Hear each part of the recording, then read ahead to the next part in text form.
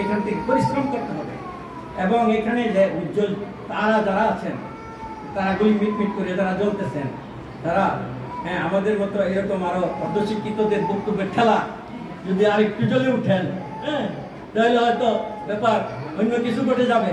সারা পৃথিবীতে ছড়িয়ে যাওয়ার যে ব্যাপারটা সেটা আমাদেরকেই লালন করতে হবে, আমার দেশকে তুলে ধরতে হবে, আমার ভাষাকে তুলে ধরতে হবে। হ্যাঁ, বিয়ার গীত আমি গাইব না, তবে পুঁতির কথা আমাকে বলা হয়েছে। পুঁতি সামান্য একটু আমি পরে বই বক্তৃতার ভিতরে না আলাদা। যাই হোক, আপনাদের প্রতি আমার অনুরোধ থাকবে যে আপনারা দলিয়া বিলের পাহাড়ে এরপরে সেদিকে কি করতেছে, তোমার বগা পান্দে বসে এই খবর মায়ের কাছে কইও রে,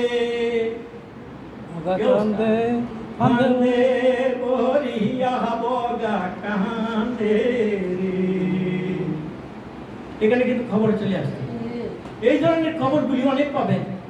গেলে যে সবুজ রং ধারণ করে এখানকার বৈচিত্র্য, রঙের যে বৈচিত্র্য, সেটা কিন্তু তিনি বলেছেন এবং এই রঙের বৈচিত্র্য আমাদের বারো রঙ করে মর্দ কিতাবে খবর, তেরো রঙ লিখা যায় টঙ্গির সুর।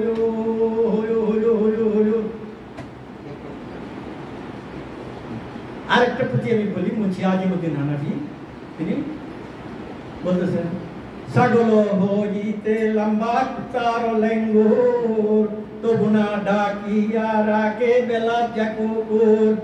আরে কুতার লেঙ্গুর হইতে ছাগলের কম, তবু সে ডাকিয়া রাখে আপন শরণ। মুন্সি আজিমউদ্দিন থেকে আরো বলি, চাল্লায় আরে কবিতার চার সিফত শুনো দিয়া দিল, বাবলাবে উজন দু হরফেতে মিল। এ চার সিফত নাহি জানে যেই জন, তাহার কবিতা যেন ভাটের মতো। ধন্যবাদ সবাই।